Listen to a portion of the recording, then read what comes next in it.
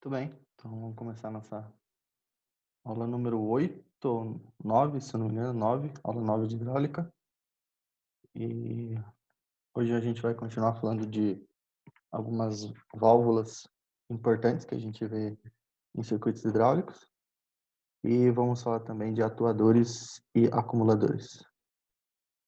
Então, deixa eu compartilhar minha tela com vocês para a gente começar a nossa aula.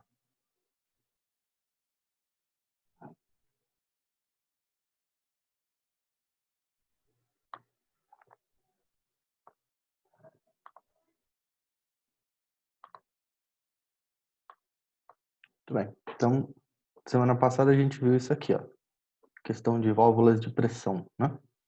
Então, algumas das válvulas que a gente viu: válvula limitadora de pressão, de descarga, de sequência com retenção, a gente vai ver inclusive o que é uma válvula de retenção hoje, válvula de contrabalanço com retenção, a válvula de contrabalanço diferencial com retenção e válvula redutora de pressão com retenção. Algumas das válvulas que a gente viu, todas elas são válvulas de pressão. Mas por que elas têm nomes diferentes? Por exemplo, limitadora, de descarga, de sequência, de contrabalanço ou redutora. Por causa do posicionamento onde elas estão no circuito e a função que elas exercem. Tá? Elas continuam sendo o mesmo tipo de válvula, são válvulas de pressão, de controle de pressão, mas cada uma ela exerce uma função diferente dentro do circuito, de acordo com o posicionamento dela e a função do porquê que ela está ali. Por isso, a gente usa mais o nome de acordo com a função. Por exemplo, limitadora de pressão, de descarga, de sequência, de contrabalanço e assim por diante. Hoje, vamos ver um pouquinho aqui, ó, uma válvula de... Primeira válvula que a gente vai ver de desaceleração. Então, a válvula de desaceleração é uma válvula de duas vias, ou seja, uma entrada e uma saída, operada por came com carretel chanfrado. Carretel chanfrado.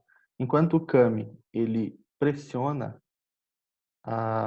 o rolete, o fluxo através da válvula ele é cortado gradualmente. O que essa válvula ela permite? Ela permite que uma carga ligada à haste do cilindro ele seja retardada à metade do curso, na metade do curso, onde os amortecedores do pistão ainda não entraram em ação e aí a câmara da mola do carretel é drenada externamente. Então, a gente inclusive vai ver hoje a questão dos atuadores, né, dos cilindros, que existem cilindros que têm amortecimento, mas esse amortecimento ele acontece só no final. É meio que uma proteção contra choque, né? Um choque hidráulico que pode acontecer no fim do curso entre a camisa do pistão e o seu êmbolo, né? Mas a válvula de desaceleração ela vai atuar antes desse amortecimento que acontece no final do cilindro. Ela vai desacelerar, como diz aqui, ó, meio mais ali na metade do curso do cilindro, ele já começa a fazer uma desaceleração, ou seja, retarda a velocidade do curso do curso da haste do cilindro. Então, válvula de retenção. Essa válvula aqui aparece muito nos circuitos, tá? Ela tem esse símbolozinho aqui, onde eu estou passando o mouse. As válvulas de retenção, elas são pequenas, né, quando comparado a outros componentes. Então, aqui tem um exemplo de uma delas. Mas elas são componentes que servem a funções muito importantes e variadas. Ela consiste basicamente de um corpo, né, pequeno, como comentado, vias de entrada e saída, e um assento móvel que é preso por uma mola de pressão. O assento móvel pode ser um disco, uma esfera, e nos sistemas hidráulicos, a maioria das vezes, ela é uma esfera exatamente como tem aqui no símbolo, tá? Ela retém essa válvula aqui, a gente vai falar no próximo slide, mas ela a gente chama também de válvula unidirecional, porque ela permite a passagem do fluido só em uma direção e bloqueia o sentido contrário.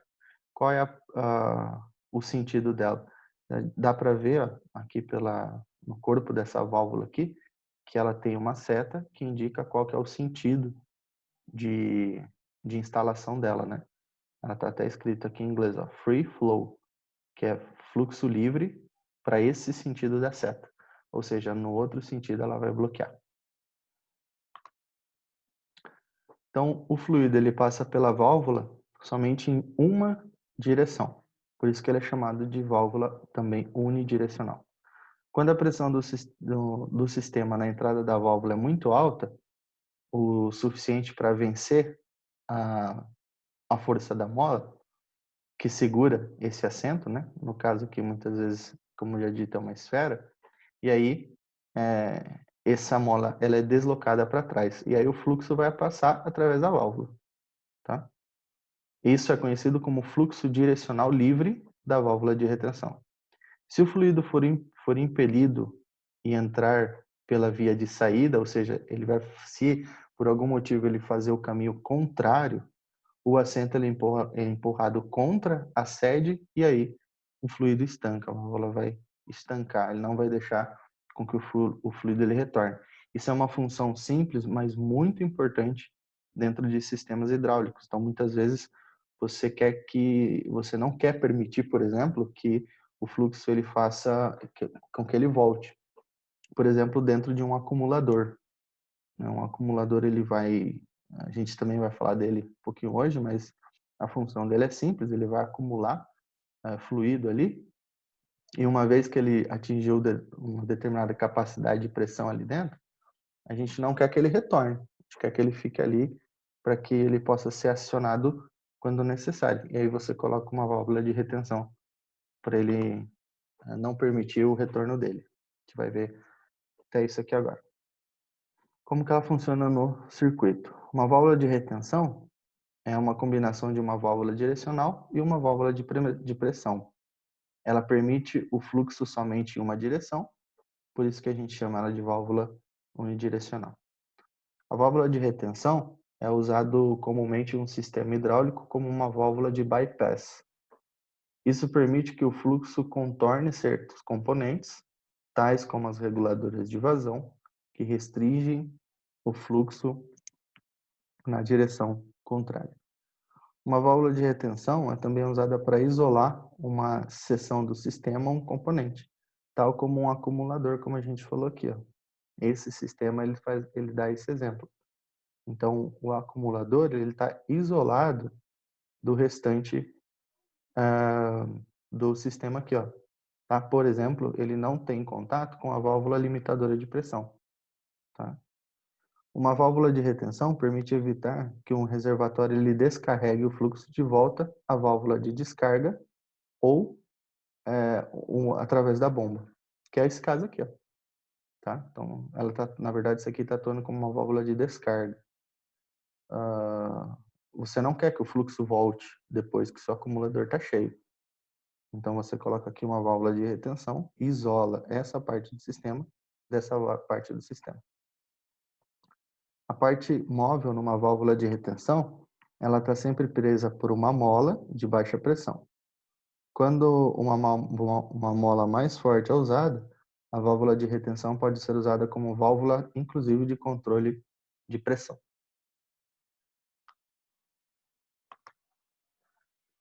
Válvulas controladoras de vazão. Qual que é a função da válvula controladora de vazão? É reduzir o fluxo da bomba em uma linha do circuito. Então, ela reduz o fluxo. Ela controla a vazão. Ela desempenha sua função por ser uma restrição maior que normal do sistema. As válvulas controladoras de vazão são aplicadas em sistemas hidráulicos quando se deseja obter o controle de velocidade em determinados atuadores, que é possível através da diminuição do fluxo que passa através de um orifício. Esse aqui é um exemplo de uma válvula de controle de vazão e o seu símbolo, simbologia da válvula. Como que ela funciona dentro do sistema? A gente falou ali, né, que ela controla a velocidade, por exemplo, de atuação da haste. Como que isso funciona? Então, para vencer a restrição, uma bomba de deslocamento positivo, essa nossa bomba aqui do nosso circuito, qual que é a restrição aqui, né? Ele fala para vencer a restrição do orifício dessa válvula aqui, ó, da minha válvula de controle de vazão. Então, como a gente falou no slide anterior, como que ela restringe a passagem do fluxo e, consequentemente, como que ela controla a vazão? Através de um orifício dentro da válvula. Esse orifício ele pode ser fixo ou ele pode ser variável. Nesse caso aqui, quando tem setinha, é variável, tá? Então, nesse caso aqui, a gente tem um orifício que está restringindo a passagem do fluxo.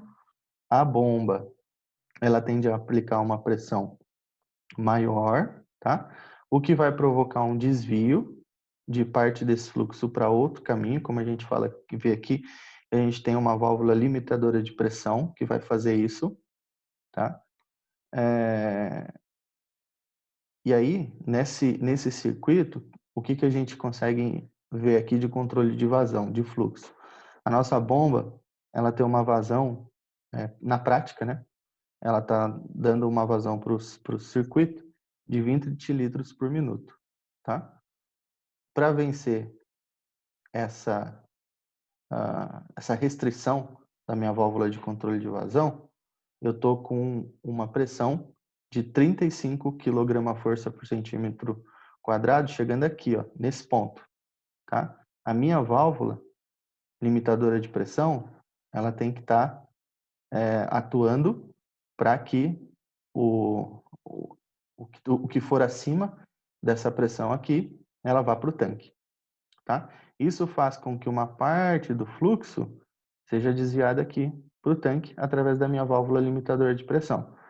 Aí eu tenho, ó, 12 litros por minuto indo para o tanque, tá? Por causa dessa restrição, e 8 chegando aqui no meu atuador, passando pela minha válvula direcional, chegando no meu atuador, tá?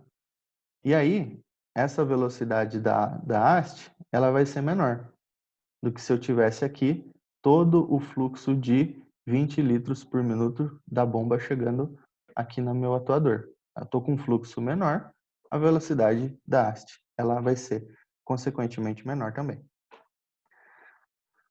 E aí, ó, a parte do orifício, esse slide aqui ele explica para nós, ó,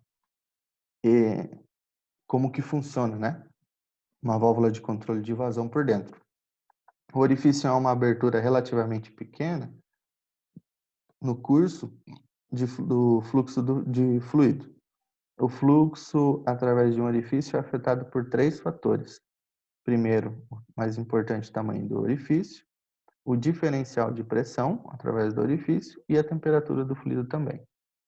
O tamanho do orifício, ele controla a taxa de fluido através dele. Quanto menor o orifício, menor a taxa de fluxo de fluido, e quanto maior, maior a taxa de fluxo de fluido. Um exemplo do dia a dia é uma mangueira de jardim, onde surgiu um vazamento. Se o furo ele for pequeno, o vazamento ele se dará em forma de cortejamento e vai ter um fluxo pequeno. Mas se o furo ele for grande, o vazamento ele será na forma de jato e essa vazão ela vai ser maior. Em ambos os casos, o furo da mangueira é um orifício que mede o fluxo de água para um ambiente externo. Essa quantidade de fluxo que sai através desse exemplo aqui da mangueira, né, vai depender do tamanho da abertura do furo. E aí eu posso ter 2 tipos de orifício dentro da minha válvula controladora de vazão, o fixo e o variável. O fixo é uma abertura reduzida de um tamanho não ajustável, tá? Como, por exemplo, plugs de um tubo ou válvula de retenção com um furo usinado através do seu centro, tá? ou uma válvula comercial controladora de fluxo pré-estabelecida por um fabricante ou por uma máquina, por exemplo. O orifício variável é melhor, tá? Porque ele vai ter uma flexibilidade maior. Aqui a gente vai conseguir, através, por exemplo, de uma gaveta, de um globo ou de uma válvula controladora de vazão variável, abrir ou fechar esse orifício. Eu vou conseguir deixar o orifício mais aberto ou mais fechado, com mais ou menos passagem de fluxo. E aí como que funciona a válvula de controle de vazão variável dentro do circuito? É aquele mesmo exemplo que a gente falou agora há pouco. Esse circuito ele tem uma bomba de 20 litros por minuto, tá? A válvula limitadora de pressão ela está ajustada de uma forma que eu tenho aqui, ó, uma descarga de uma certa quantidade de fluxo para o tanque. Nesse exemplo, dos 20 litros que a bomba está entregando, 12 está voltando para o tanque, 8 está chegando no meu atuador, tá? Isso me dá aqui, ó, uma pressão no meu manômetro nesse ponto de 35 kg força por centímetro quadrado. É a mesma pressão que está ajustada lá na minha válvula limitadora de pressão, ou seja, a pressão excedente que minha bomba ela está gerando para vencer essa passagem reduzida do orifício na válvula de controle de vazão está sendo jogada de volta para o tanque, tá? Qual é o ponto aqui, né? Duas coisas interessantes. Primeiro, que eu posso ter esse cara aqui, ó, controlador de vazão fixo ou variável. Quando eu tenho esse símbolo aqui, ó, sem uma setinha, é fixo, tá? Quando eu tenho esse símbolo aqui, ó, é o mesmo símbolo, só que com uma setinha, quer dizer que é um orifício variável. Aqui eu consigo abrir e fechar. Nesse exemplo aqui, não, ele é fixo, tá? E aí ele fala outra coisa interessante, ó. Ele fala que esse cilindro aqui, ele tem uma área de 20 centímetros quadrados, tá?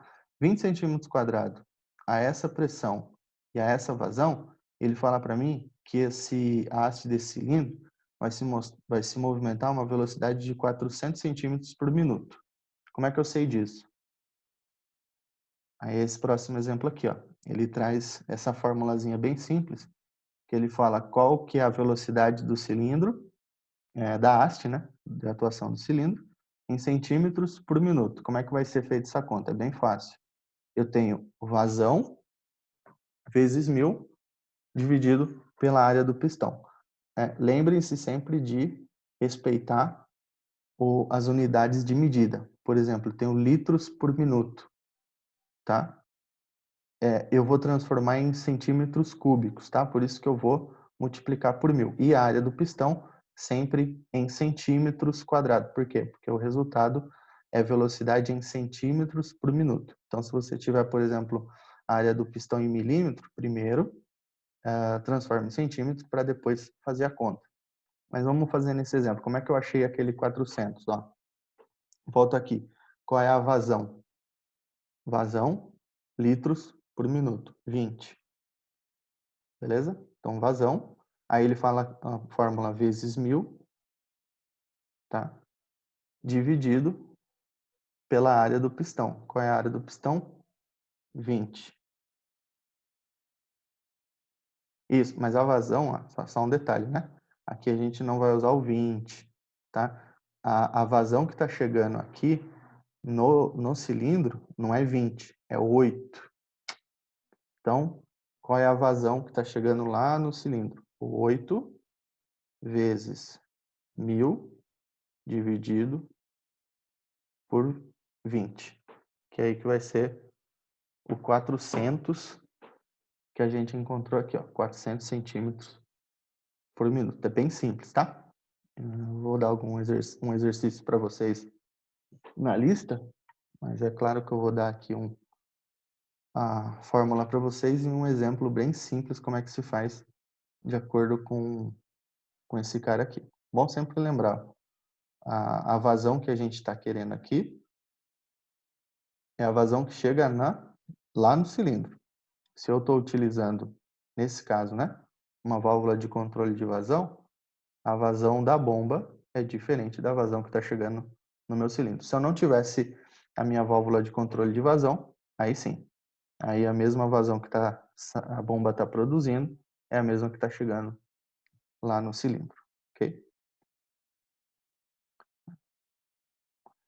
E aí, se uma válvula de controle de vazão ela for usada, a velocidade da haste ela pode ser modificada, tá? Então, nesse caso aqui, né? Digamos que eu tô com aqui o 8 litros por minuto chegando, e se eu quisesse aumentar a velocidade da haste do meu cilindro, se eu tivesse uma válvula de controle de vazão variável, eu abro o orifício, vou ter uma velocidade maior. Ao contrário, se eu quisesse uma velocidade menor ainda, restringo mais ainda o tamanho do orifício. O orifício menor ainda vai restringir a chegada do fluxo e aí vai ter uma velocidade menor. Ok? Só lembrando aqui, ó. Então esse aqui é o símbolo, tá? Da válvula de controle de vazão. A única diferença desse cara aqui, ó, do símbolo que a gente estava vendo no circuito, é que ela tem uma válvula de retenção acoplado nela, ou seja, ela não vai deixar o fluxo voltar. Isso pode ser de alguma forma importante em alguns circuitos. Mas aí, ó, essa seta, né, a setinha que indica a variação, nesse caso aqui, ela vai ser esse parafuso aqui, onde a gente abre e fecha para restringir ou para permitir a passagem do fluxo. Vamos falar um pouquinho agora de atuadores hidráulicos. A gente conhece bastante, já está até vendo a simbologia deles desde o começo, quando a gente começou a falar de válvulas, mas vamos falar dos tipos mais comuns que tem aí de atuadores hidráulicos, para a gente conhecer eles. Basicamente, os atuadores hidráulicos são conversores de energia hidráulica em trabalho linear, sendo que a sua função básica de transformar força, potência ou energia hidráulica em força, potência e energia mecânica. Os atuadores hidráulicos podem ser divididos em dois grupos, lineares e rotativos. Vamos ver um pouquinho das generalidades deles aí. Esse daqui é um exemplo de um atuador linear. É um pistão comum que a gente conhece. Ele vai fazer movimento linear. E é interessante, depois se vocês quiserem dar uma olhada, quais são alguns componentes que a gente tem aqui desse cara. Por exemplo, a gente vai ter aqui um amortecimento, tampa inferior, tampa superior. Aí quais são onde existe vedação no cilindro para não ter vazamento de fluido. Né? Haste, parafuso de amortecimento, que aí a gente consegue inclusive ajustar quando existe esse amortecimento. Depois vocês podem dar uma olhada em quais são as partes mais comuns, mais importantes de um atuador, de um cilindro. Um conceito importante que é o volume de cilindro. Cada cilindro ele tem um volume, um deslocamento, que é calculado multiplicando-se o curso do pistão em centímetro pela área dele. O resultado será volume em centímetros cúbicos. Então, qual que é o volume do cilindro em centímetros cúbicos? A área do pistão em centímetro quadrado vezes o curso dele em centímetros lineares. Então, centímetro vezes centímetro quadrado, centímetro cúbico. Ok? Bem simples também. Conceito de choque hidráulico.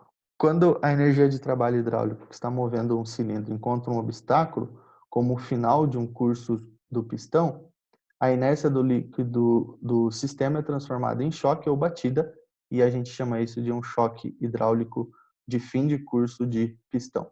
Se uma quantidade substancial de energia é estancada, o choque pode causar algum dano. E aí, para que isso não aconteça, em algumas situações, é interessante que o cilindro ele tenha algum tipo de amortecimento. Para proteger os cilindros contra choques excessivos, eles podem ser protegidos por esse amortecimento.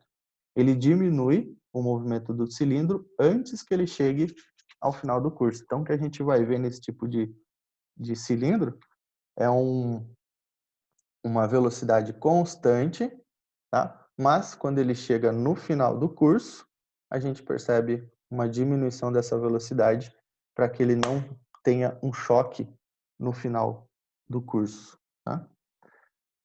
Ele pode ser, inclusive, instalado em ambos os lados, quando no final do curso da haste ou no retorno da haste para dentro da camisa do cilindro. Vamos falar um pouquinho de atuadores lineares, tá? São os cilindros que nós conhecemos. Cilindros hidráulicos, eles transformam energia hidráulica em energia mecânica linear, a qual é aplicada a um objetivo qualquer dentro de um circuito, dentro de uma máquina, para realizar algum tipo de trabalho. O cilindro, ele consiste em uma camisa de cilindro, um pistão móvel e uma haste ligada ao pistão. Os cabeçotes são presos aos cilindros por meio de roscas, prendedores, tirantes ou solda. E conforme a haste se move para dentro ou para fora, ela é guiada por embuchamentos removíveis chamados de guarnições. O lado para o qual a haste opera é chamado dianteiro ou cabeça do cilindro. E o lado oposto, sem a haste, né, é chamado de lado traseiro. Então, a pressão ela entra pelo lado traseiro do cilindro, né? E o retorno pelo lado dianteiro. Os orifícios de entrada e saída estão localizados nos lados dianteiro e traseiro. E aí nós vamos ter cilindros de simplização. Ele é usado em circuitos hidráulicos quando o esforço ou trabalho for aplicado em apenas um sentido, e ele retorna por uma força externa ou por uma mala de reposição. O fluido entra no tubo do atuador pelo lado do êmbolo. No caso, como é um cilindro de simplização, ele vai entrar apenas por um lado. Normalmente, entra pelo lado traseiro, pelo lado que empurra o êmbolo e, consequentemente, a haste para fora. A resistência do êmbolo estabelece no fluido uma pressão que, ao vencer a resistência do êmbolo, desloca a haste para fora. Ao chegar no final do curso, a pressão aumenta até o valor pré-determinado, que vai ser lá a pressão de trabalho.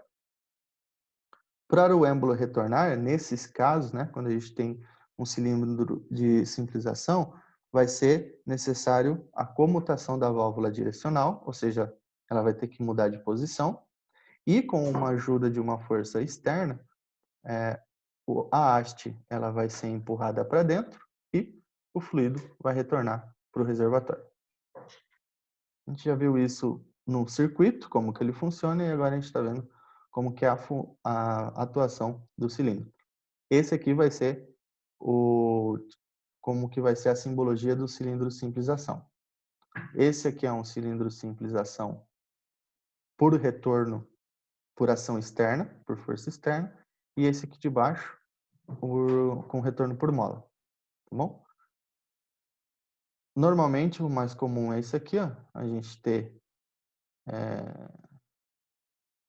nesse caso aqui, né, ele sempre vai ser a entrada na parte traseira do cilindro. O retorno por mola, pode acontecer que ele tenha um avanço por mola. É bem raro de ver isso aqui.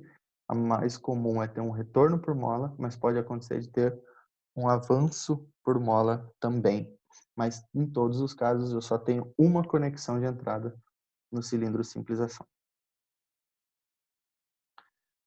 Cilindro martelo. Esse cilindro aqui, o elemento móvel, ele tem a mesma área da haste do pistão. Tá? É um tipo de cilindro muitas vezes usada em algumas máquinas. E se trata de um cilindro simples ação, tá? Como a gente vê aqui, só tem uma conexão de entrada. E aí a gente tem também os cilindros de dupla ação, que nesse caso a gente está falando de esforço em ambos os sentidos. Eu vou controlar tanto o esforço quanto a velocidade, tanto no avanço quanto no retorno. Isso significa que podemos obter força em qualquer dos lados do movimento, avanço ou retorno. No movimento de avanço, o fluido sob pressão ele entra pela, pela parte traseira, do cilindro, atuando no lado do êmbolo e fazendo a haste sair de dentro do cilindro. O fluido sob pressão, que se encontra no lado da haste, é deslocado, fluindo para a tubulação do reservatório. E ao chegar no final do curso, a pressão de trabalho ela é atingida.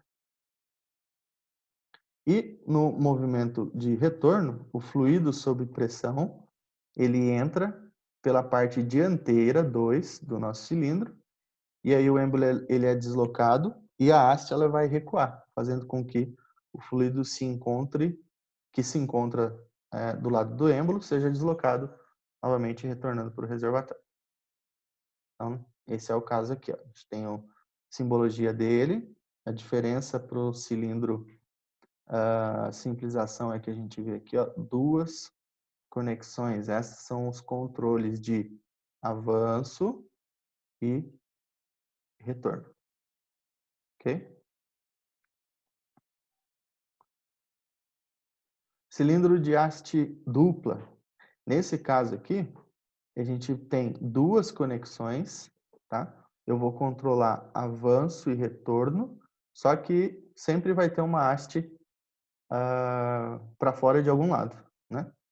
Então, eu posso controlar o avanço do lado direito, aliás, avanço do lado esquerdo, avanço do lado direito. Então, ele vai fazer como se fosse algo parecido com isso aqui. É um cilindro de haste dupla. Ah, mas vocês conseguem perceber que a gente só tem um êmbolo, né? Então, quando eu tenho... como se fosse uma haste maciça, né? Eu tenho uma haste e um êmbolo aqui no meio, onde o fluido ele avança a haste ou para a direita ou para a esquerda. Tem outro cilindro que é parecido, mas ele é um pouquinho diferente. Depois eu vou mostrar para vocês. Aí tem o cilindro telescópio. Esse cilindro ele é utilizado quando o comprimento da camisa ele precisa ser menor do que poderia conseguir com um cilindro padrão. Assim, quando o cilindro ele está retraído, como é esse caso aqui, ó, ele vai ocupar um espaço pequeno, tá? A gente faz isso para locais de difícil acesso, né? Para a maioria dos cilindros padrões. É um cilindro de duplação, porque eu posso controlar o avanço e o retorno, e ele funciona como um telescópio assim, ó. Então ele vai funcionar em estágios, né? Entra o fluido, primeiro estágio, segundo estágio, terceiro estágio. Né? Aqui está uma foto dele. Máquinas são bastante utilizadas em máquinas pesadas, esse tipo de cilindro telescópio. Esse aqui é o outro parecido lá com o cilindro de haste dupla, mas olha a diferença dele, ele é chamado de duplex. Eles são dois cilindros montados em linha e com haste múltipla, vai ser um para cada cilindro, tá? Então, nesse caso aqui, eu posso avançar os dois ou recuar os dois. No outro tipo que a gente falou agora, ou ele avança para a direita ou ele avança para a esquerda. No duplex, não. Pode perceber que nós temos 4 conexões aqui, ó, tá? Avanço e retorno para um cilindro e avanço e retorno para outro cilindro. E aí a força de trabalho, né? Então, através do curso do cilindro, a energia de trabalho hidráulica é aplicada à área do pistão. A gente já viu isso aqui na primeira parte da matéria. A força resultante, né, de avanço do cilindro, ele vai ser uma variável, vai ser resultado de duas variáveis importantes, que vai ser, ó, a área do pistão e a pressão. Tá? Por exemplo, ó, aqui a gente tem essa tabela que mostra para mim se eu tiver um pistão de 50 milímetros de diâmetro, eu vou ter uma área de 19,64 centímetros quadrados. Digamos que eu estou trabalhando com 90 bar de pressão. Isso aqui, ó, vai me dar como resultado 1.768 quilograma-força de valor resultante. 1.768 quilograma-força resultante. Tá? Aqui está em quilos e também em libras, em libra-força. Então, o que vocês já tinham feito na teoria, então é bem fácil de vocês entender essa tabela. Força resultante vai ser uma variável de área, né, do pistão e também a pressão. Atuadores rotativos. Então, esses mecanismos eles são compactos, simples e eficientes. Eles produzem torque alto e requerem pouco espaço e montagem simples.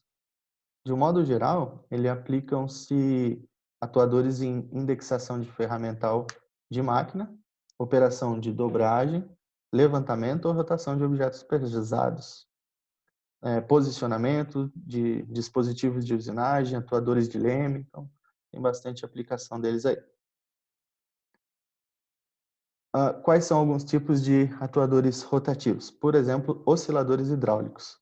Eles vão converter energia hidráulica em um movimento rotativo, só que a observação importante a diferença entre osciladores hidráulicos e motores hidráulicos. O motor hidráulico ele vai fazer com que a ponta de eixo ela gire como no motor elétrico. O oscilador hidráulico ele vai fazer um movimento rotativo, mas com um determinado grau pré-estabelecido. Os osciladores hidráulicos é um atuador rotativo com campo de giro limitado. Um tipo muito comum de atuador rotativo é chamado de atuador de cremalheira e pistão, porque vocês vão ver aqui no próximo slide que esse é o tipo de engrenamento que ele usa dentro da carcaça dele para fazer esse limite de giro da ponta de eixo.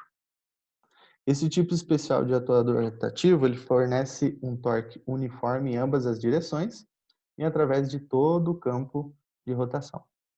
Nesse mecanismo, a pressão do fluido acionará um pistão que está ligado à cremalheira que gira o pinhão. Então é o que a gente vê aqui, ó, tá? A gente vai ter a rotação aqui nessa ponta de eixo, tá?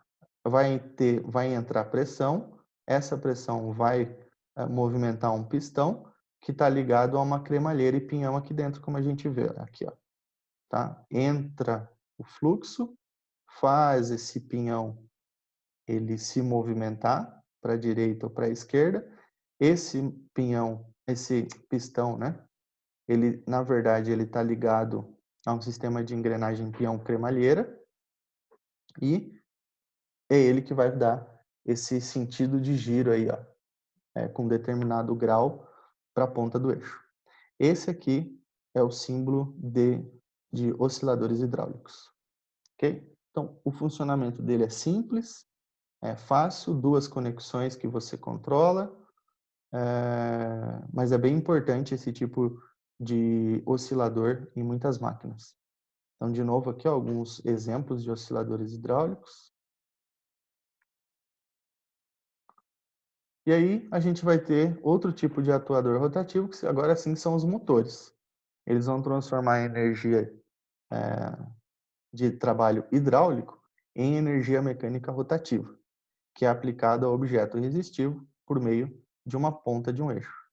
Todos os motores consistem basicamente de uma carcaça com conexões de entrada e saída e um conjunto rotativo ligado a um eixo. Esse conjunto pode ser, por exemplo, palhetas, como a gente está vendo aqui nesse exemplo. Esse aqui é o símbolo de motores hidráulicos. Vou passar essa parte do funcionamento aqui, eu vou para esse aqui que é um motor do tipo engrenagem, que é um dos tipos mais comuns que tem aí.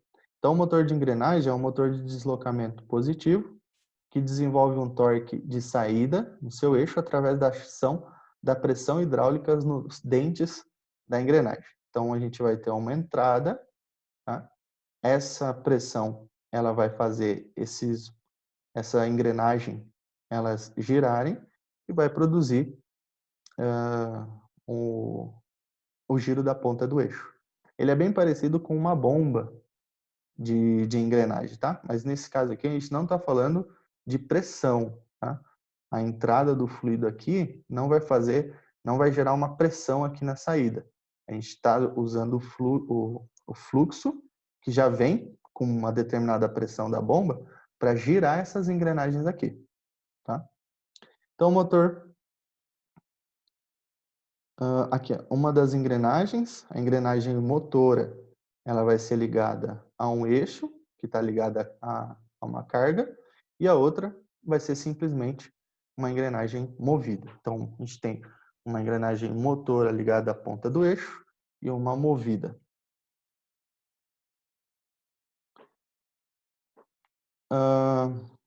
Motores hidráulicos versus motores elétricos. Os motores hidráulicos, eles têm algumas vantagens. Quais são? Reversão instantânea do eixo do motor. A gente sabe que no motor elétrico tem a inércia, que tem que ser vencida, né? Ficar carregado por períodos muito grandes sem dano.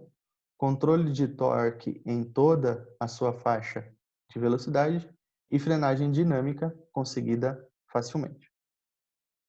Quais são algumas falhas que a gente pode encontrar no cilindro e por isso que a gente tem que evitar isso aqui ao máximo? Sujeira. Sujeira é um problema que mais causa falha. Ela pode se alojar entre o êmbolo e a camisa do cilindro, arranhando o tubo, e isso vai resultar em vazamento extensivo, porque vai danificar a vedação. Calor excessivo também vai causar deteriorização de vedação e provocar vazamento. A temperatura do cilindro ele não pode passar de 60 graus Celsius.